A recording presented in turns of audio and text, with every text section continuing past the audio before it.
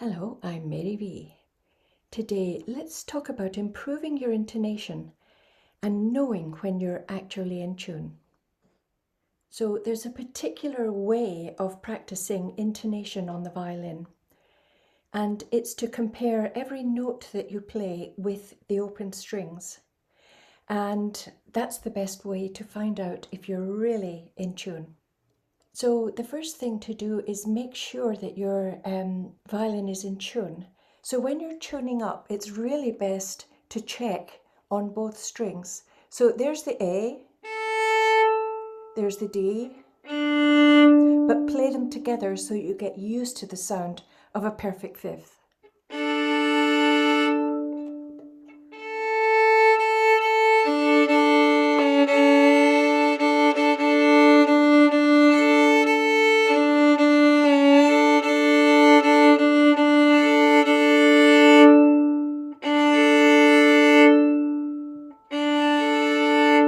Now, when you tune up, don't tune loudly, tune rather quietly so you can really concentrate on the individual note and the two notes together.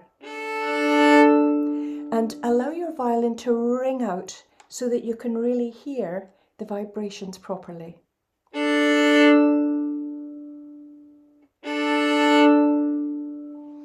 So take your time for this session to really tune your violin properly.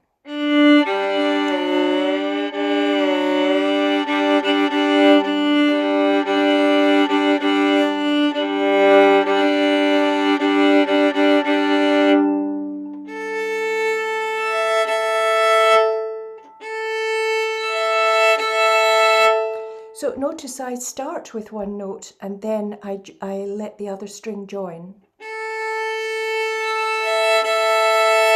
So I can really register what the first note actually is.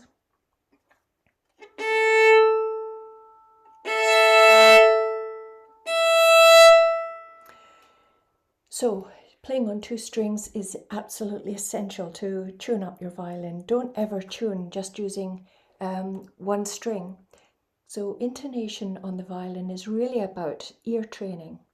Now you've got to go pretty slow to allow the ears to really register what you're doing. And one thing that you do need to be able to do is to move your head so that you're using both ears and then you're using one ear, because there can be quite a difference between those two and you need to get used to that. So let's look at a way that violinists use to really get your intonation very, very accurate using the open strings. So if we start on the D string and we play the first finger E,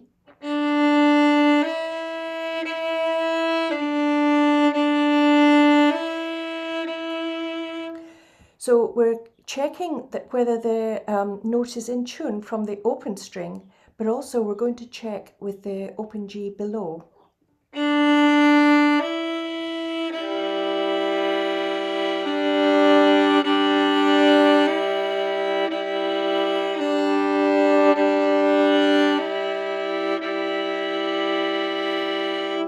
Now go to F sharp and do the same thing, but you're going to check with the open A above.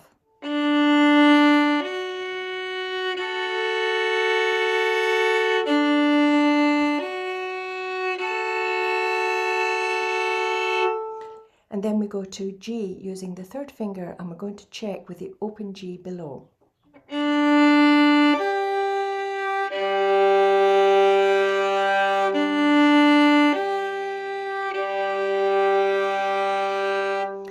So you start to have some judgment about whether these two notes that you're playing together are pleasing and in tune. And if they are in tune, because the violin produces frequencies, it actually usually produces a third note that you can start to hear when you play two notes together. If it's out of tune, there's a sort of, the frequencies are sort of rubbed together. And when it's in tune, the frequencies open up and a third note is produced.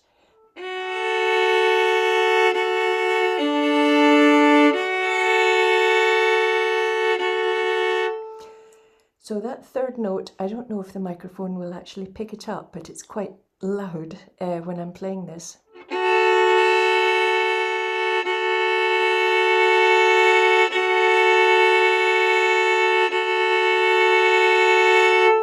And you can certainly hear it with the open strings if you listen carefully.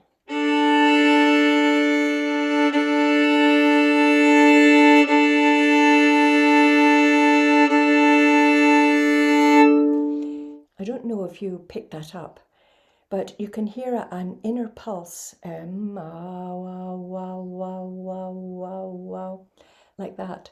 And that's why it's quite important to be able to move your head, to use different ears, because you can pick more things up. You get more expertise at listening. So that's the simple way of tuning yourself into the frequencies of the violin. And it makes your ears better at listening, and it makes your fingers much more accurate. So remember, none of us are perfect on the violin. There's no such thing as perfection, but there's getting more and more accurate. So when you're trying to get your note, and it's wrong, don't move your finger around like this. Because what you're trying to do is teach your finger to find the right place first time.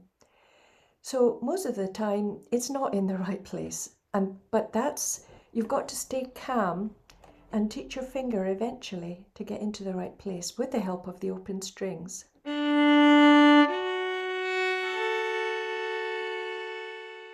So I hope you enjoy your intonation sessions. And remember, the ears are in charge. And what you're really trying to do is teach your fingers to have a good feel for where they need to go first time. And the more that you practice with the open strings of the violin, the more accurate you'll end up being. So I hope you enjoy it, and I'll leave it there. Bye.